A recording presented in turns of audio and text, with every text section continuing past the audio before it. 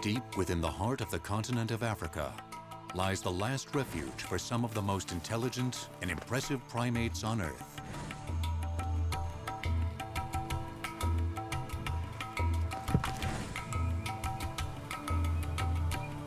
Gorillas are the largest of the great apes, and they're a lot more similar to us than you might ever think. You ever look into the eyes of a gorilla, you'll see an intelligence there and a dignity that we can identify with. Join us as we take a trek through the misty forests of 2 African nations in search of one of the planet's most endangered and majestic inhabitants.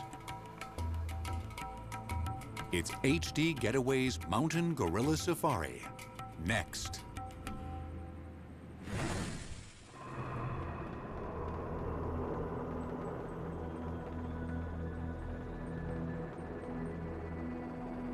Winston Churchill once called this land the Pearl of Africa, a country of great beauty and ancient mystery. It's claimed to harbor the source of the legendary Nile River, from where it begins its 4,000-plus mile journey to the Mediterranean Sea. Blessed with nearly 12,000 square miles of protected emerald jungle, and saturated with more than 16,000 square miles of waterways. This is one of Mother Nature's most breathtaking habitats. Welcome to Uganda.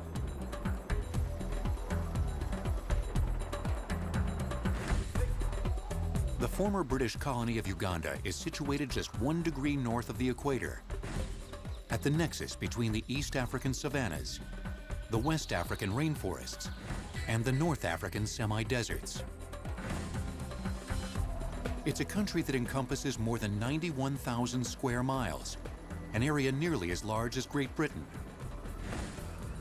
In fact, Uganda is home to 4,900 plant species and more than 340 different types of mammals.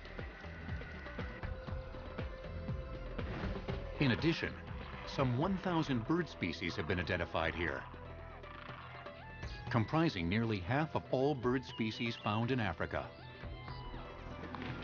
That's a number in excess of 10% of all bird species in the entire world.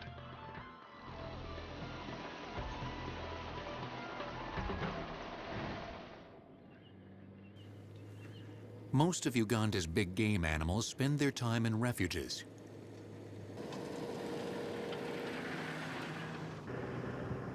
Like the 770 square mile Queen Elizabeth National Park. These protected environments have become major attractions for hundreds of thousands of eco-tourists each year.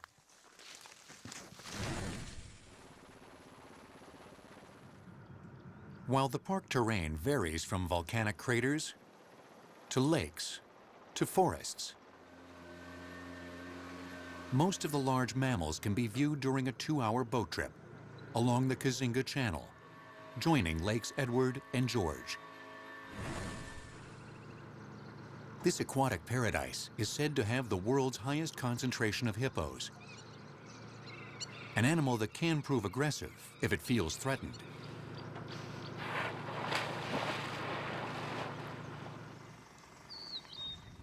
Everything from buffalo to elephant, and even an occasional leopard, all congregate along these shores to drink or just cool off.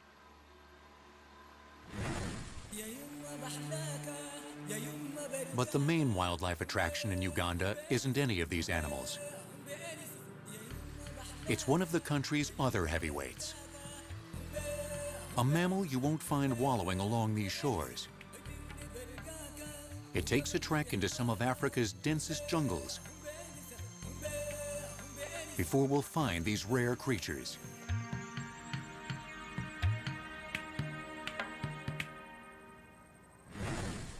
This is the remote and misty home of the mountain gorilla.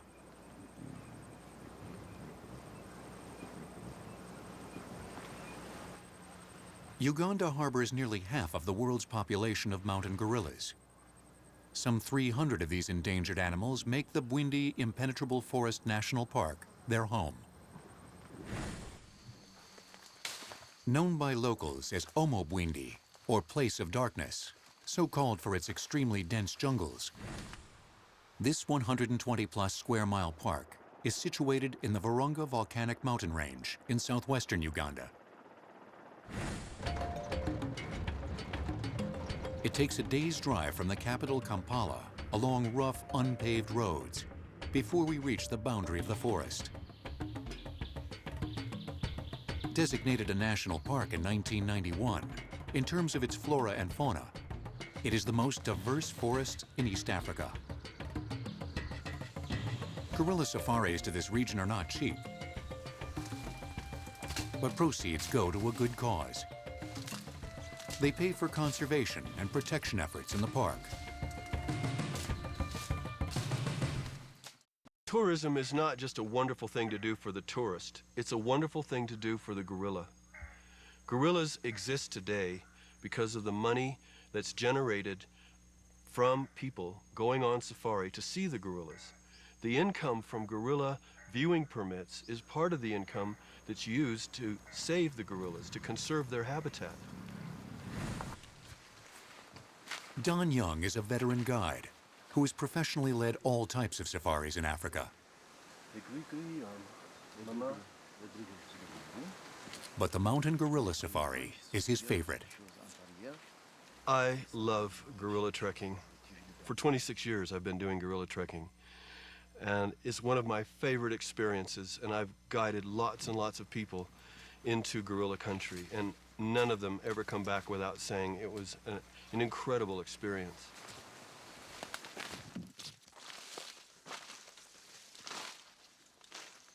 On the trail, armed rangers lead our safari, not to protect us from the great apes, but to protect us from the other gorillas, the kind with guns. In 1999, 8 foreign tourists were killed in the park by rebels spilling across the border from the Democratic Republic of Congo. The incident brought Uganda's tourism industry to a standstill. Since then, the government has bolstered the presence of the Ugandan army along the borders and in the park, bringing security back to the area. Today, gorilla tourism is booming once again.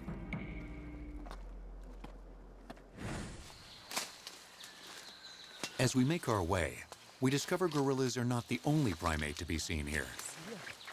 Here. You see there? We peer into the jungle canopy and find a familiar face looking back at us.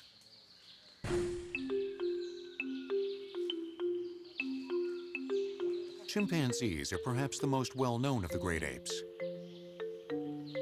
They spend much of their time in the jungle canopy, where they can munch on leaves or just relax with their young, safe from the reach of predators on the ground. Chimpanzees often make their whereabouts known with noisy chatter.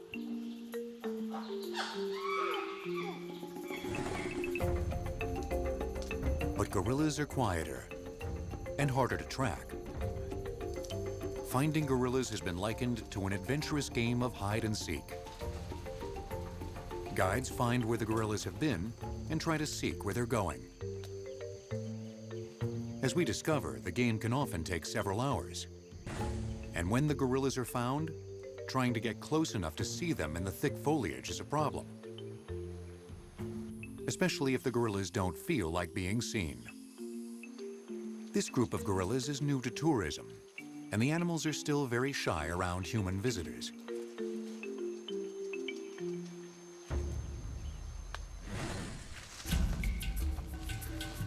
After playing hide and seek with this reluctant gorilla group, we try our luck further south along the Virunga mountain range, where the jungle is not quite as dense. To get there, we fly across the border into the breathtaking lands of Rwanda.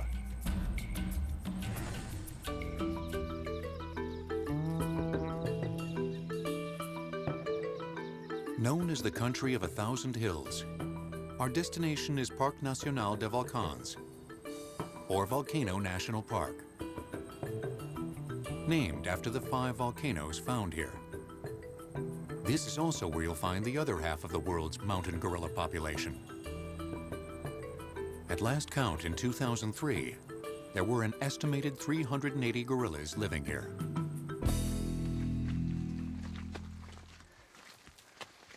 So, thank you. Now I tell you my name is Francois. Now I gather for you today. Guide Don Young enlists the help of local tracker Francois, who teaches us the rules of correct gorilla etiquette. Don't move. Rule number 1. So sometimes the silverback charge. See charge, you go down slowly. Don't move, don't take a picture, no runway. See runway is danger and for you. Okay. Francois also tells us to avoid eye contact, which is interpreted as a sign of aggression. And if a gorilla should feel threatened, Francois demonstrates how to calm the gorillas, mimicking their grunts. So with the ground rules set, we head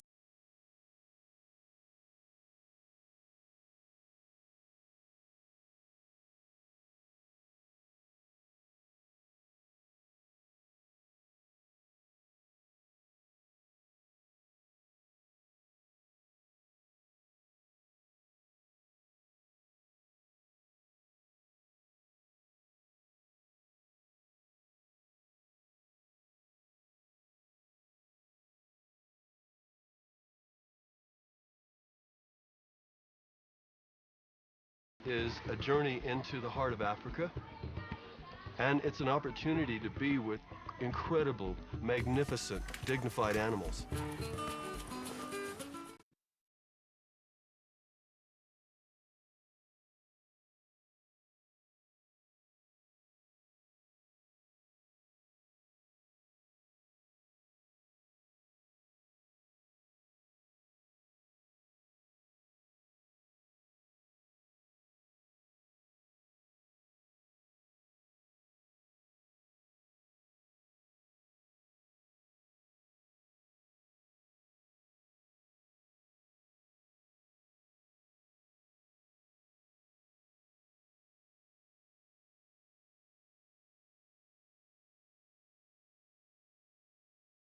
females and their young, young males, and a dominant adult male, or silverback, named after the silver-gray fur across their back and shoulders.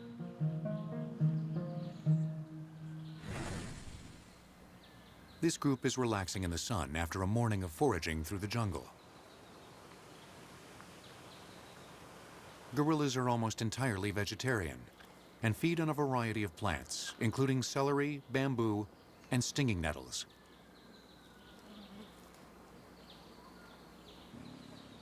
Through years of eco-tours, these gorillas have gradually been habituated to humans. However, human contact is limited. Tour groups are confined to 6 people, and they can only view the gorillas for 1 hour per day. But these gorillas don't seem to mind their human visitors, possibly because our 2 species are so closely related. While our common ancestors went their separate ways 6.5 million years ago, we still share 98% of the same genes.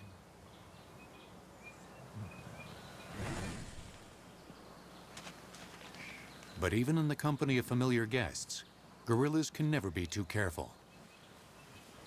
So while the females and their babies play in the afternoon sun, their fearless leader keeps a watchful eye on activities in the clearing.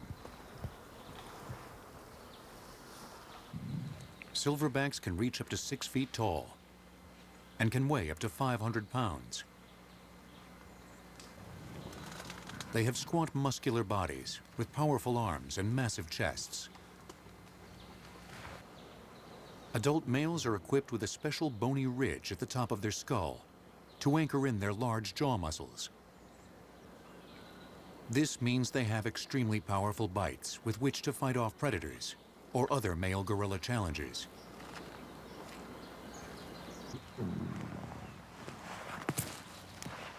Their spectacular strength and fearsome bite means the gorillas engaged in a full-out fight could cause serious and possibly fatal injuries to each other.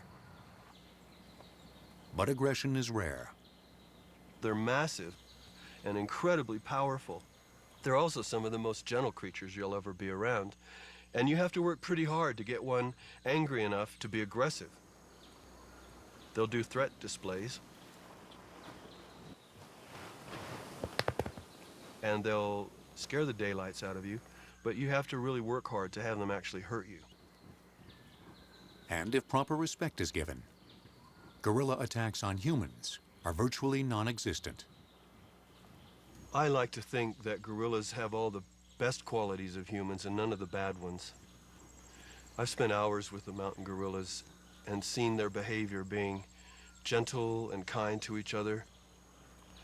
To watch a silverback weighing 450 pounds and 10 times more powerful than a human playing with his babies, holding his arm out so the babies can use it as a trapeze, and watching all the time for their safety and well-being. It's a very inspiring sight.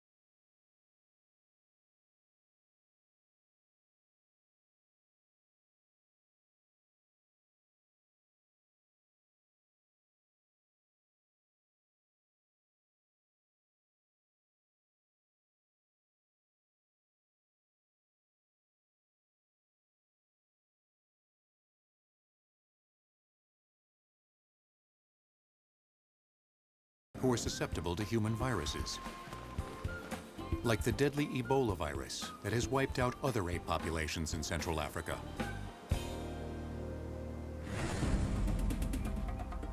But this baby gorilla is determined to say hello. Its mother comes to take it back to a safe distance. But just like all babies, this one will not be deterred.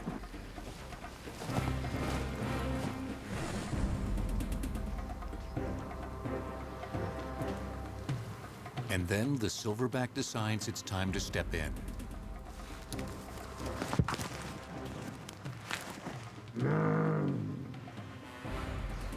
After a mock charge to warn us that visiting hours are over, the silverback sits down to let it sink in. When all the excitement is over, the gorillas head back into the jungle, as our hour with these amazing animals comes to a close.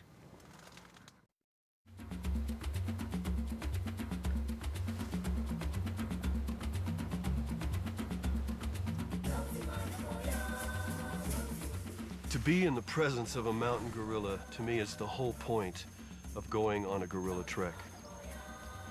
That's the payoff. To sit there in the forest for an hour in the presence of this magnificent creature, to see the dignity and the power and the strength and the gentleness of these animals is very inspiring. And I don't know anyone whom I've ever guided up to see the gorillas who haven't come away from that experience deeply moved and deeply inspired to recognize that here is a creature who lives with such incredible dignity.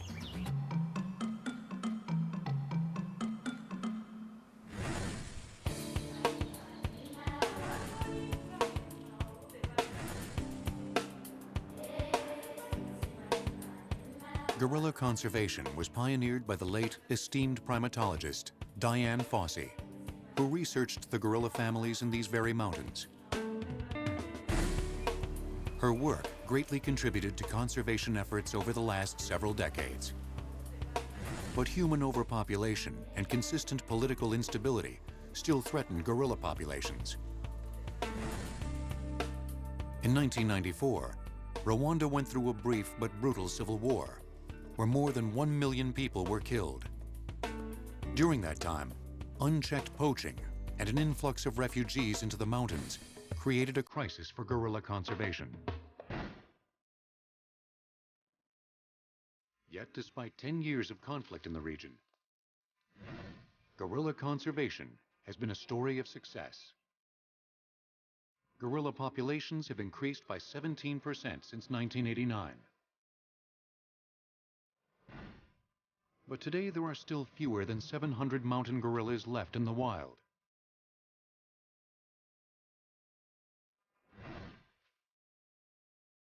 As gorilla safaris continue to become more popular, and more tourist dollars are funneled into conservation efforts,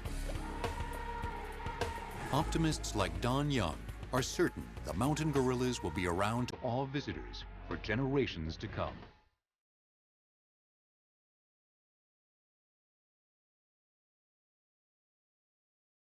What we really need in countries like Rwanda is commitment from individuals who've had their lives touched by the mountain gorillas to then get involved in conservation efforts.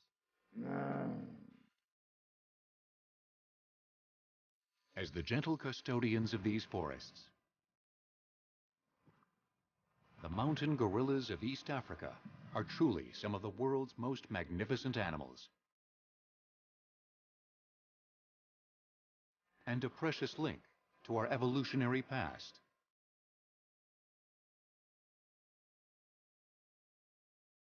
The thrill of seeing them in the wild is an unforgettable experience that will last a lifetime.